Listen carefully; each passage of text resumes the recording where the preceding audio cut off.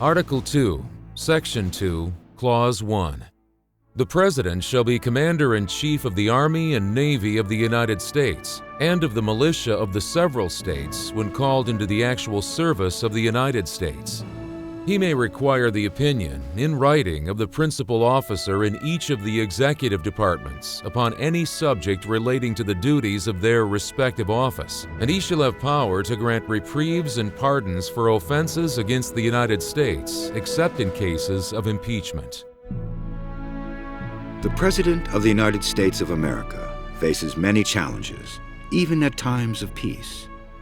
When the U.S. is involved with a conflict, be it between America and another country, or intervening in a war abroad, the United States President, as outlined in Article 2 of the U.S. Constitution, assumes command of all branches of the military. While some presidents have chosen trusted military advisors in a time of conflict, still others throughout the history have almost taken matters into their own hands, with a select few even taking to the battlefield themselves. In addition to the duties and responsibilities held by the President during wartime, we shall also review the diplomatic and judiciary roles the President must fill as well, as we take a look at the President from politics to power.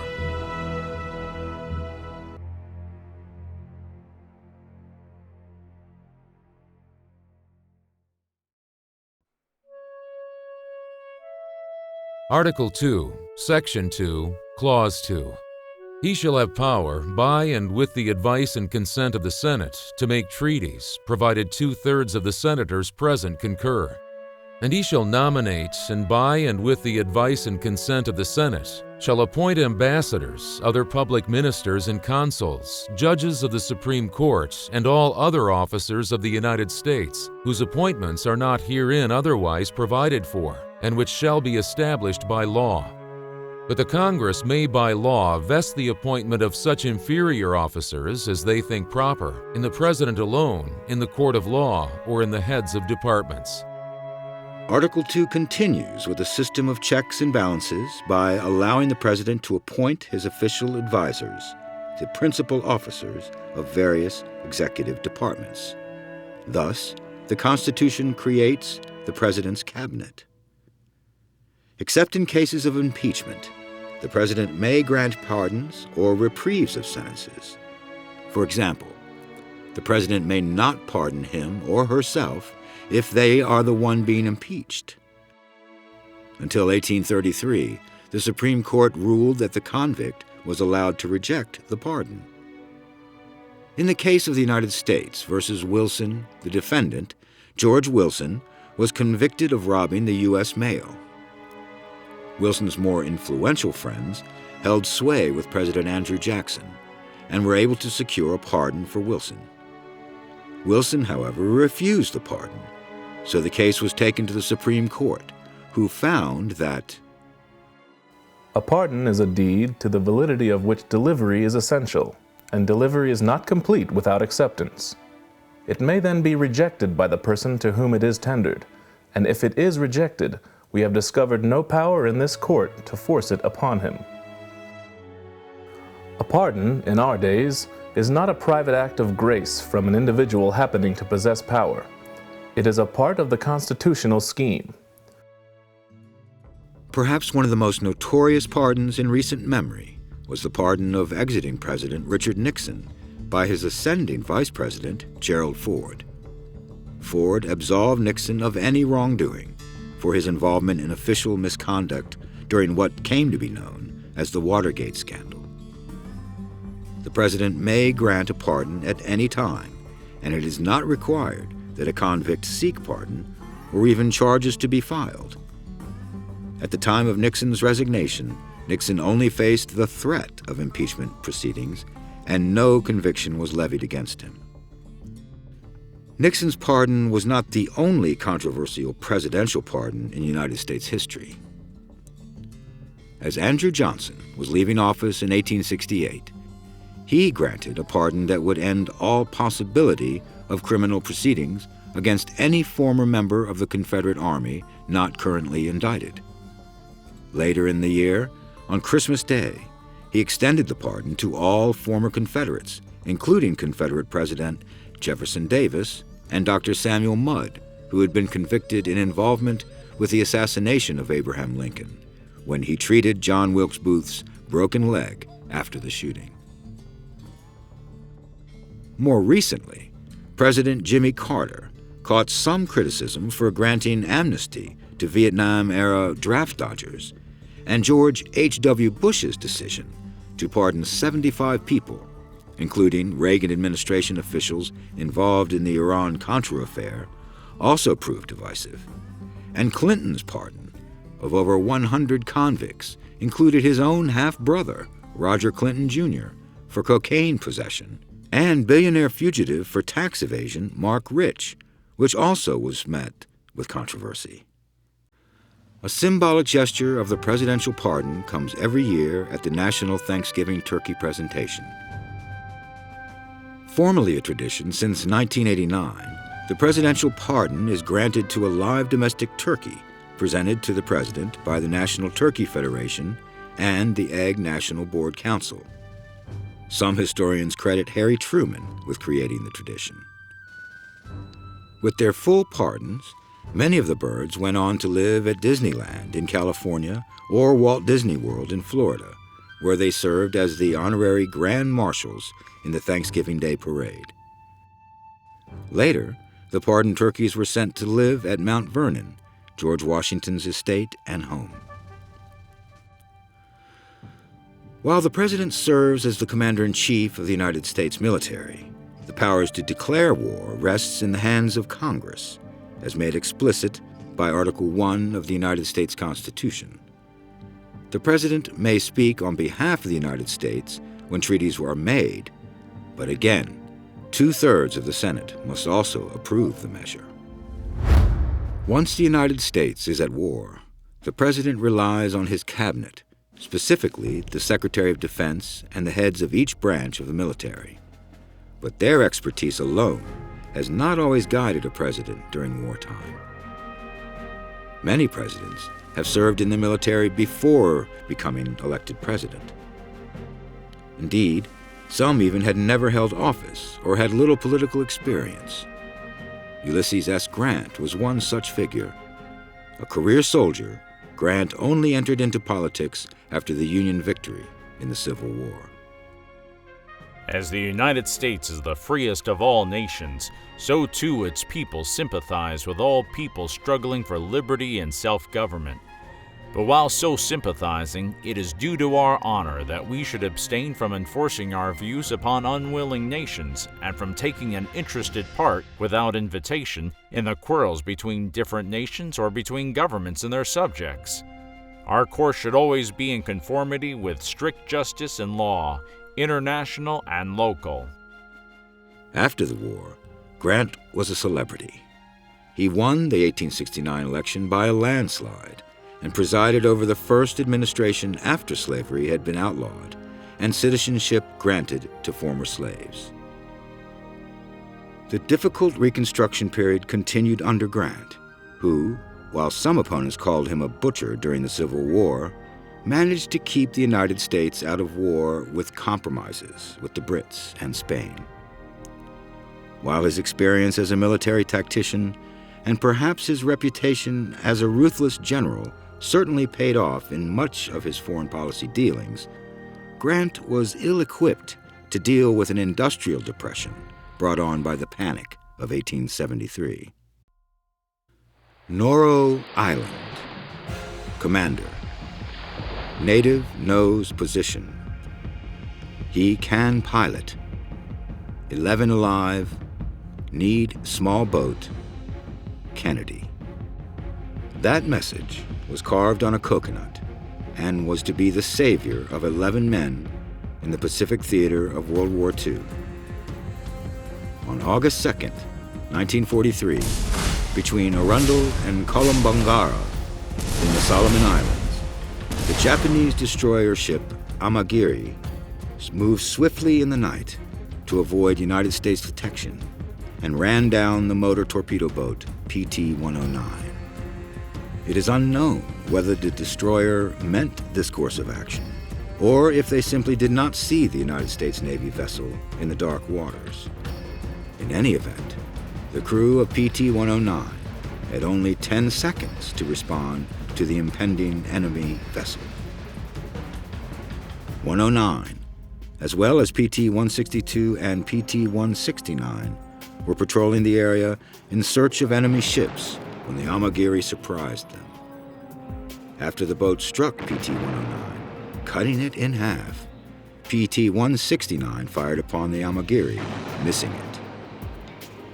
Assuming the crew of PT-109 lost, 169 and 162 returned to base. In fact, only 2 crew members aboard PT-109 had been killed.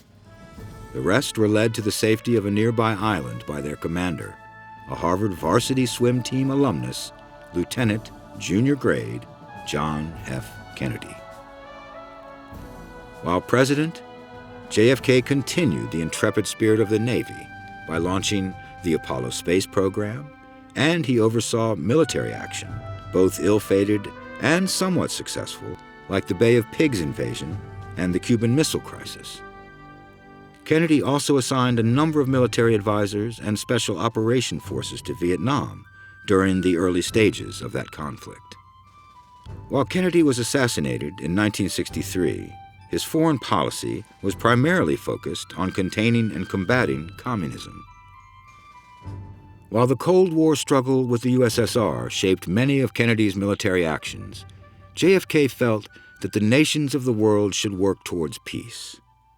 On March 1, 1961, Kennedy issued Executive Order 10924, creating the Peace Corps.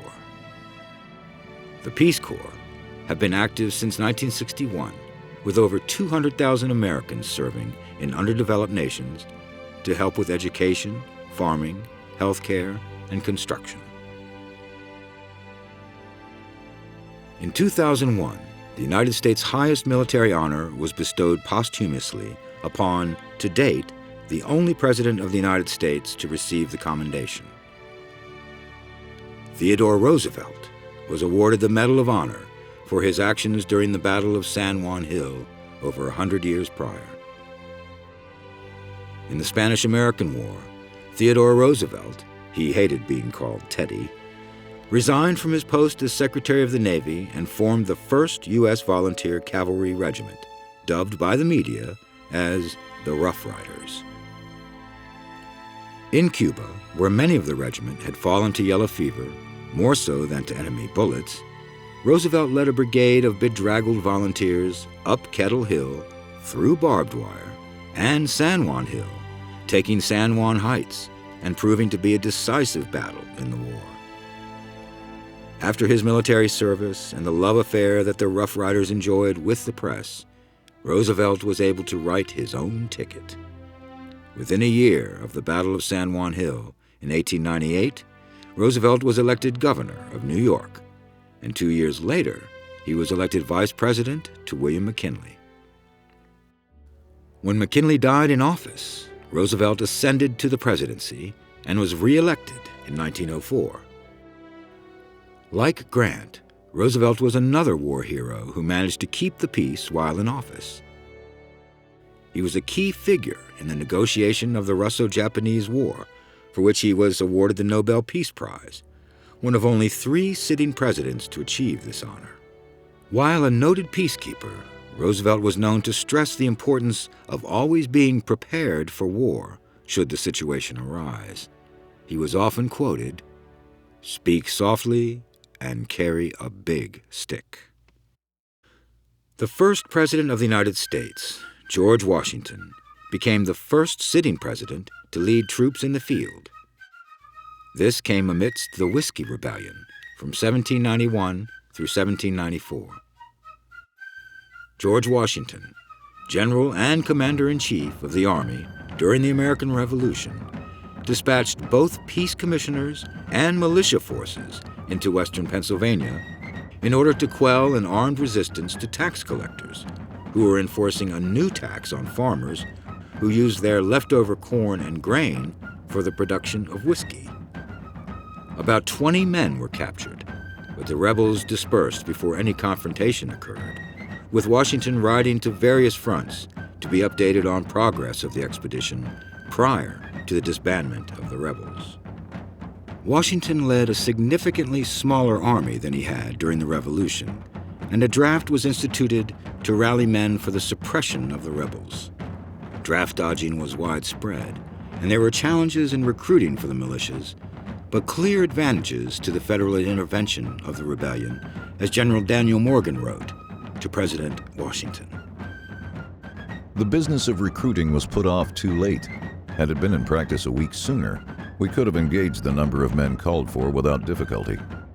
The pay will be an obstacle, and the clothing is not a sufficient inducement, or the people here don't like to wear that kind of clothing. Any number of cavalry could be raised here, but my opinion is that a great many more will be unnecessary for this service, as the alarm that these people have experienced is so great that they will never forget it, so far as to fly in the face of the law again. I am dealing very gently with them, and am becoming very popular, for which I am very happy. Although the rebels disbanded and the whiskey tax remained difficult to collect, the incident marked the first time that the federal government demonstrated its power and willingness to suppress uprising through military action. In his last day in office, Washington granted the first federal pardon to those who led the Whiskey Rebellion. By the time John Adams came into power as the second United States president, it appeared war with the new Republic of France would be unavoidable. With much diplomatic experience but little military expertise, the second president of the United States was faced with a daunting challenge. I desire no other inscription over my gravestone than, "Here lies John Adams, who took upon himself the responsibility of the peace with France in the year 1800. America's second president, John Adams, rightfully requested that epitaph. Keeping the peace with France was no short order, and from early in Adams' administration, he and his diplomats worked tirelessly to continue Washington's policy: keep the United States uninvolved in wars in Europe. In 1797, Adams dispatched a commission to France, consisting of diplomats Charles Cotesworth Pinckney, John Marshall, and Elbridge Gerry. Their aim was to establish relations with the new French Republic, which had come to power as a result of the French Revolution in 1789. When French Foreign Minister Charles Maurice de Talleyrand-Périgord sent his agents to an informal negotiation with the American diplomats, they demanded bribes and a substantial loan from the Americans before any official talks were to begin. While this kind of demand was not uncommon in Europe at the time, Pinckney and Marshall were offended and soon left France. In a letter to Secretary of State Timothy Pickering, Pinckney stated their response to the French diplomats' demand for a tribute or a bribe. No, not a sixpence. Gerry stayed behind and continued the negotiations, but soon those talks too broke down. As Gerry continued his negotiations in France, Adams, with his cabinet, deliberated on just what course of action to take in the event of the diplomatic commission's failure.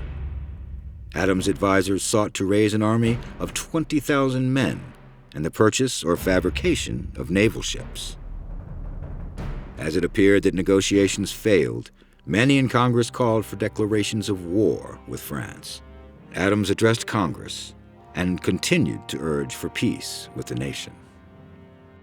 It is my sincere desire, and in this I presume I concur with you and with our constituents, to preserve peace and friendship with all nations, and believing that neither the honor nor the interest of the United States absolutely forbid the repetition of advances for securing these desirable objects with France, I shall institute a fresh attempt at negotiation, and shall not fail to promote and accelerate an accommodation on terms compatible with the rights, duties, interests, and honor of the nation.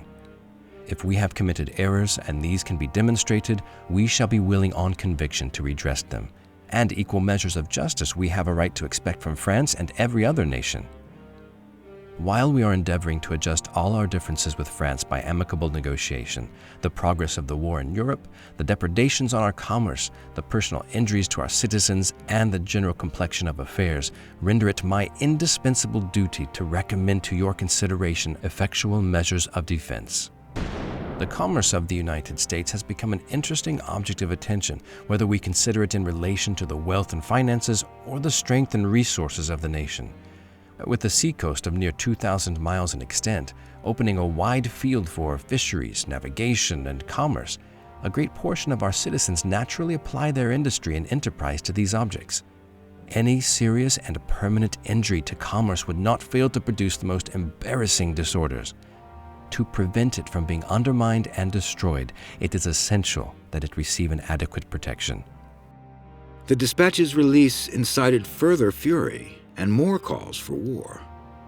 Adams refused to ask Congress for an official declaration. While Adams had no military background, he was fully aware that an all-out war with France would leave the United States severely outmatched and would probably result in a loss. While an official declaration of war never came, Congress annulled the Treaty of Alliance of 1778 and authorized attacks on French warships, with most of the fighting taking place in the Caribbean. The quasi-war, as it came to be known, only came to an end with the Treaty of Mortefontaine, taking place between Adams' Secretary of State, John Marshall, and Napoleon Bonaparte. The agreement was ratified by the United States Senate in December of 1801. While many presidents have either served during wartime as a soldier, commander, or diplomat, still others were forced into a sort of trial by fire, as just 11 years later, the United States, led by President James Madison, would soon find itself back at war with their old oppressors. We behold, in fine, on the side of Great Britain, a state of war against the United States, and on the side of the United States, a state of peace toward Great Britain. Whether the United States shall continue passive under these progressive usurpations and these accumulating wrongs, or, opposing force to force in defense of their national rights, shall commit a just cause into the hands of the almighty disposer of events, avoiding all connections which might entangle it in the contest or views of other powers, and preserving a constant readiness to concur in an honorable reestablishment of peace and friendship, is a solemn question which the Constitution wisely confides to the legislative department of the government. In recommending it to their early deliberations, I am happy in the assurance that the decision will be worthy the enlightened and patriotic counsels of a virtuous, a free, and a powerful nation. Prior to the War of 1812, President James Madison had spent his first 3 years in office dismantling the system put into place by the Federalist Party, devised by Alexander Hamilton, and implemented by former Presidents Washington and Adams. Madison and prior President Thomas Jefferson's Democratic-Republican Party distrusted a national bank as well as a standing army. Still, as Britain armed Indian tribes in the Northeast and Royal Navy ships continued to capture American vessels on the high seas, the citizens of the United States cried for British blood and elected a war hawk Congress, all too eager to engage in combat with their former oppressors. Soon, Madison had no choice but to ask Congress for a formal declaration of war. Be it enacted by the Senate and House of Representatives of the United States of America in Congress assembled, that war be and is hereby declared to exist between the United Kingdom of Great Britain and Ireland, and the dependencies thereof, and the United States of America and their territories, and that the President of the United States is hereby authorized to use the whole land and naval force of the United States to carry the same into effect, and to issue to private armed vessels of the United States commissions, or letters of marque and general reprisal, in such form as he shall think proper, and under the seal of the United States, against the vessels, goods, and effects of the government of the said United Kingdom of Great Britain and Ireland, and the subjects thereof. When war was finally upon them, the United States had only poorly trained state militias to rely on. Madison, believing that British-controlled Canada could easily be overthrown by militias in the Northeast states, was soon shocked to learn that many governors in that region either didn't allow their militias to leave the state or ordered the men to sit the war out altogether. Soon America found itself at war again on its own soil. Fighting raged in the Great Lakes with the Canadians, in the southern states with the Creek Indians, and on the Atlantic Ocean with the British Royal Navy. Madison's militia in Washington just barely escaped before the city and the White House was burned almost completely to the ground.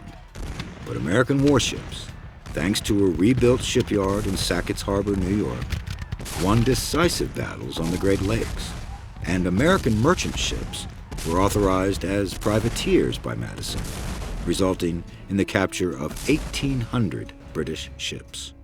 The Treaty of Ghent ended the war in February of 1815, and though no territory was lost or gained on either side, popular memory of the war is one of American victory, owing to the impossible odds, and perhaps most famously for the Star-Spangled Banner, a poem written by Francis Scott Key, inspired by the defense of Fort McHenry.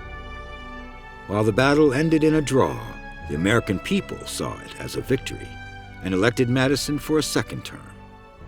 The conflict taught the president and the country about the importance of a standing military, even at peacetime. New ships were built, and Congress passed an act for the gradual increase of the Navy to spend $1 million a year for 8 years for the purpose of building 9 ships and 12 heavy frigates. Thanks for watching. If you'd like to help us produce more compelling historical content like this, please like, comment below, and share this video with fellow history buffs. And of course, be sure to subscribe to help keep history happening.